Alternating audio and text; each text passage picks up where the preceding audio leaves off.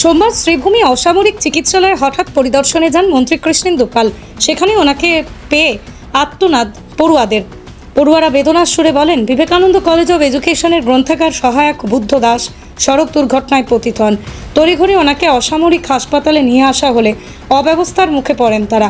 সংকটজনক অবস্থায় একজন রোগীর অক্সিজেনের দরকার, তা সময় মতো না পাওয়ায় তারা তাদের শিক্ষককে চিরদিনের মতো হারিয়ে দেন, এমনটাই মন্ত্রীর সামনে তুলে ধরেন পড়ুয়ারা।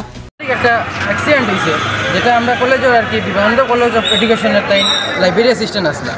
তো তাই না একটা অ্যাক্সিডেন্ট হয়েছে, অ্যাক্সিডেন্ট হওয়ার পরে তাড়াতাড়ি সিভিল হসপিটালে আনা হয়েছে। সিভিল হসপিটালে আনার পরে দেখা গেছে কিতা মানে অক্সিজেন পরিষেবা দিতেও ব্যর্থ, মানে টোটালি হসপিটালের গাফিলতি আমরা দেখতে পারছি এখানে, মানে বোর্ড নষ্ট, বিভিন্ন ধরনের অসুবিধা দেখা গেছে, মানে ওখানেও তাই প্রাণ অর্ধেক গেছে গিয়ে হইতে গেলে পাওয়া যায়, মানে টোটালি ব্যর্থ।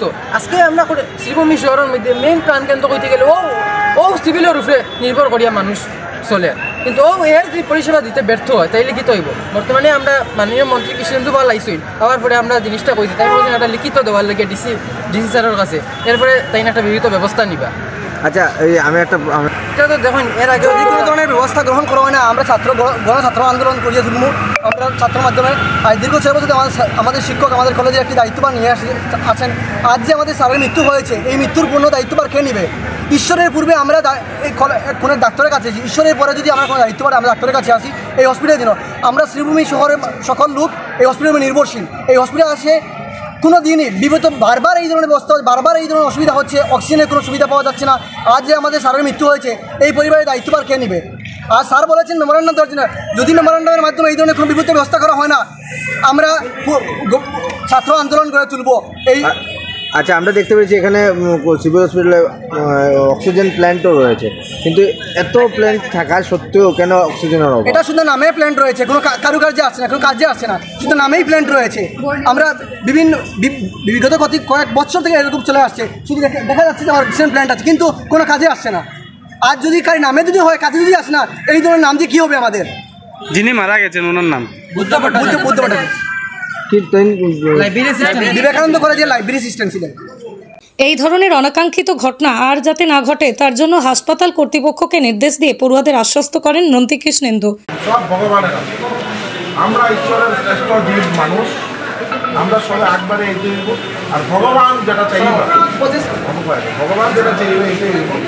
যদি কোনো গাফিলতিতে হয়েছে, আপনারা লিখিতভাবে আমার ডিস্ট্রিক্ট কমিশনার সাহেবরা দেন, এনকোয়ারি কেউ যদি দোষী থাকে হইব শাস্তি পাই, আপনারা লিখিত পাবেন।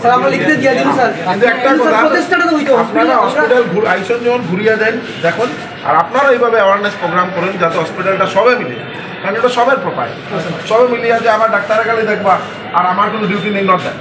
আমি একজন ছাত্র নেতা হিসাবে আমারও ডিউটি আছে, ঠিক না? তুমি এখানে ছাত্র নেতা আইছো, তোমার ডিউটি আছে, এগুলো আমরা সবের ডিউটি আছে যে হসপিটালটা সুন্দর থাকতো, হসপিটালটা ভালোভাবে পরিচালনা হতো। আমি এখানে দেখাইলেও না এখানে মধ্যে এখানে হয়েছে, আমিও স্বচ্ছতা লাগিয়ে দিতে লাগে। করিম শহরে সাজাইতে হইলে আমরা সব আগবাড়ি, শুধু মিউনিসিপ্যালিটির চেয়ারম্যান, মিউনিসিপ্যালিটির ভাইস চেয়ারম্যান, মিউনিসিপ্যালিটির ওয়ার্ড কমিশনারের ডিউটি আমরা সবার। আজকে হসপিটাল কোনো হোটেল থেকে নিয়ে রাস্তা গার্বেজটা রাস্তার উপরে ফেলাই দেয়, এটা কাহা তার সম্ভব? যার জন্য আমরা সবাই মিলে সহযোগিতা করি, গার্বেজটা কই ফেলাই, এটা আমি স্বচ্ছতা রাখতে হলে আমার নিজে ডিসাইড করি।